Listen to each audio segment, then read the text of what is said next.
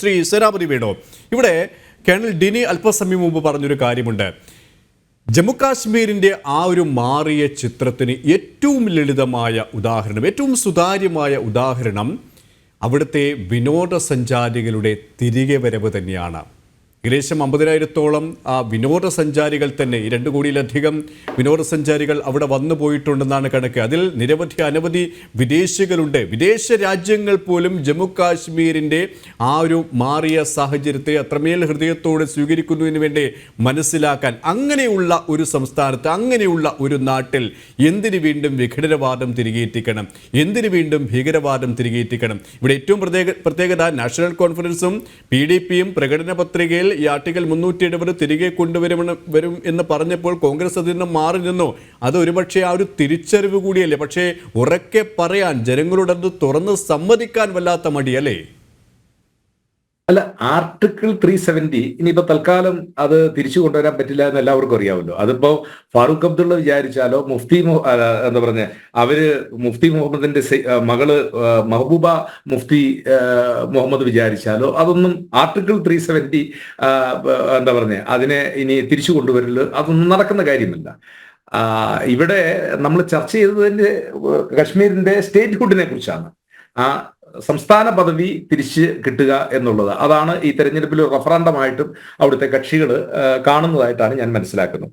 പിന്നെ കശ്മീരിൽ സമാധാനം തിരിച്ചു വരുന്നത് നമ്മളെല്ലാവരും സന്തോഷിക്കുന്നതല്ലേ. ഇപ്പം ഞാൻ ഈ ഇടുക്കി ജില്ലയിലെ ഒരു ഓണം കയറാ മൂലയിലിരുന്നു. ഇപ്പോൾ ഈ അടുത്ത ദിവസം ഞങ്ങളുടെ നാട്ടിൽ നിന്ന് ആളുകൾ ശ്രീനഗർ സന്ദർശനം നടത്തിയിട്ട് അവിടുത്തെ വിശേഷങ്ങളൊക്കെ അവർ പറയുന്നു. ഞാൻ പറഞ്ഞത് അത് നമ്മളെ സംബന്ധിച്ചിടത്തോളം സന്തോഷമുള്ള ഒരു കാര്യമാണ്. പ്രത്യേകിച്ച് ഇപ്പം ഞങ്ങൾ രണ്ടുപേരും പാനലിസ്റ്റുകൾ ഇരിക്കുന്നു. ഞങ്ങൾ രണ്ടുപേരും വിമുക്ത ഭടന്മാർ അല്ലെങ്കിൽ സേനയിൽ ഉണ്ടായിരുന്നയാൾ. ഞങ്ങളെയൊക്കെ സംബന്ധിച്ചിടത്തോളം അത് വളരെ എന്താ പറഞ്ഞ സന്തോഷപ്രദമായ ഒരു കാര്യമാണ്. അവിടെ ടൂറിസ്റ്റുകൾ വരുന്നതും ഒരു നാട്ടിൽ സമാധാനം ഉണ്ടാകുന്നതും അതൊക്കെ അംഗീകരിക്കുന്ന കാര്യമാണല്ലേ?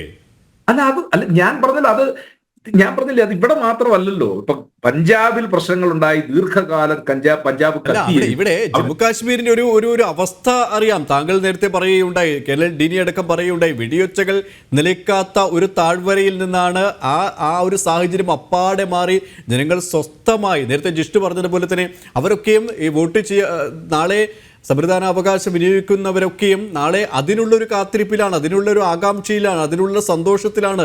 ഇതൊക്കെയും വല്ലാത്തൊരു സന്തോഷം നൽകുന്ന ഒരു സാഹചര്യമല്ലേ? അല്ല, ആ ഒരു സന്തോഷം നമുക്ക് നൽകുമ്പോഴാണ് മണിപ്പൂരിൽ വല്ലാത്ത രീതിയിൽ വെടിയൊച്ചകൾ കേൾക്കുന്നു. അവിടെ എന്താ പറഞ്ഞ ഇന്ത്യയുടെ ഭാഗമാണോ എന്ന് പോലും സംശയിക്കത്തക്ക രീതിയിലുള്ള അതിന്റേതായ രാഷ്ട്രീയമുണ്ട്, അതിന്റേതായ രാഷ്ട്രീയ ചിത്രമുണ്ട്. മറ്റൊരു ഘട്ടത്തിൽ ചർച്ച ചെയ്യേണ്ട ഞാൻ പറഞ്ഞത് സുരേഷെ, ചില സംസ്ഥാനങ്ങളിൽ, ചില പ്രദേശങ്ങളിൽ ചില ഇഷ്യൂസ് അത് ഡെവലപ്പ് ചെയ്യുകയും അത് വല്ലാത്ത രീതിയിൽ നമ്മളെ ആശങ്കപ്പെടുത്തുകയും ഉത്കണ്ഠപ്പെടുത്തുകയും ഒക്കെ ചെയ്യുന്നു. നമ്മൾ കശ്മീരിൽ ഇപ്പോൾ സമാധാനത്തെക്കുറിച്ച് ചർച്ച ചെയ്യുമ്പോൾ നമ്മൾ ഇന്നലെയും ഇന്നുമൊക്കെ, ഇപ്പൊ ഞാൻ എൻ്റെ ഒരു ബന്ധു, വളരെ അടുത്ത ബന്ധുവാണ് അദ്ദേഹം, മണിപ്പൂരിൽ അസാം റൈഫിൾസിൽ മേജർ റാങ്കിലുള്ള ആളാണ്. അപ്പോൾ അദ്ദേഹം ലീവിന് വന്നിരിക്കുന്നു. അവരൊക്കെ പറയുന്നത് കേട്ട് കഴിയുമ്പോൾ നമുക്ക് വളരെ ഭയം തോന്നുന്നു. ഈ പറഞ്ഞ പോലെ ചില പ്രദേശങ്ങളൊക്കെ ലിബറേറ്റഡ് ഏരിയയായി, അവിടെ കുക്കികൾക്ക് പ്രവേശനമുള്ളിടത്ത് മെയ്തികൾക്ക് കയറാൻ പറ്റുന്നില്ല, മെയ്തികളുള്ളിടത്ത് കുക്കികൾക്ക് കയറാൻ പറ്റുന്നില്ല. അവിടെയാണ് താങ്കളടക്കം നേരത്തെ ചർച്ച ചെയ്തതുപോലെ തന്നെ ഈ പാകിസ്ഥാൻ അടക്കമുള്ള രാജ്യങ്ങളുടെ ഇടപെടൽ ജമ്മു കാശ്മീരിനെ എത്രത്തോളം അശാന്തമാക്കിയോ അത്രത്തോളം ബാഹ്യശക്തികളുടെയും ചില വിധ്വംസക ശക്തികളുടെയും ഇടപെടൽ മണിപ്പൂരിൽ ഉണ്ട് എന്നത് പ്രകടമാണ്. നമുക്ക് മണിപ്പൂരിന്റെയും പഞ്ചാബിന്റെയും ചിത്രം മാറ്റി നിർത്താം. ഇവിടെ ജമ്മു കാശ്മീരിനെ സംബന്ധിച്ചിടത്തോളം ജനാധിപത്യ രീതിയിലേക്കുള്ള ആ ഒരു തിരിച്ചുവരവ് ജനങ്ങൾ അതിനെ സ്വാഗതം ചെയ്യുന്നു. കക്ഷി രാഷ്ട്രീയ ഭേദമന്യേ അതിനെ സ്വാഗതം ചെയ്യുന്നു.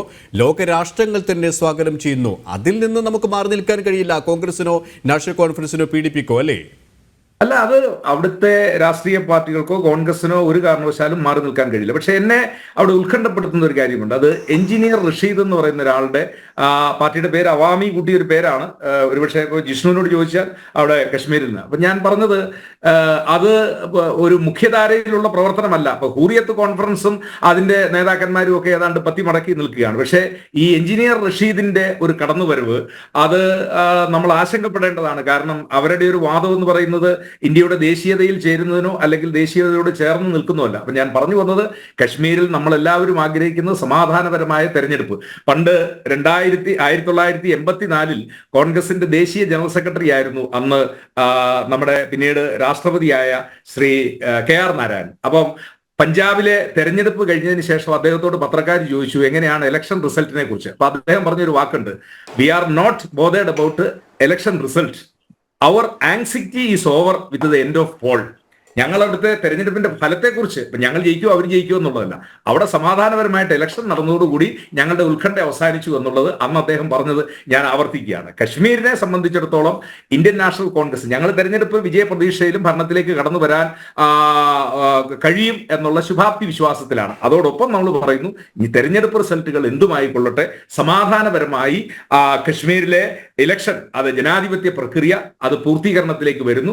ആ ജനാധിപത്യ പ്രക്രിയ ഇന്നല്ല, 52 മുതൽ ഉള്ള എല്ലാ തെരഞ്ഞെടുപ്പിലും, ഇവിടെ ഇപ്പൊ 87 ഒരു തെരഞ്ഞെടുപ്പിനെ സംബന്ധിച്ച് തെരഞ്ഞെടുപ്പിലുണ്ടായ പോരായ്മകളൊക്കെ നമ്മൾ ചർച്ച ചെയ്യുമ്പോഴും 52 മുതൽ ഇന്നോളം കശ്മീരിൽ നടന്നിട്ടുള്ള ജനാധിപത്യ പ്രക്രിയയിൽ കശ്മീരിലെ ജനങ്ങൾ വളരെ സജീവമായി ആവേശത്തോടു കൂടി പങ്കെടുത്തിട്ടുള്ളവരാണ്.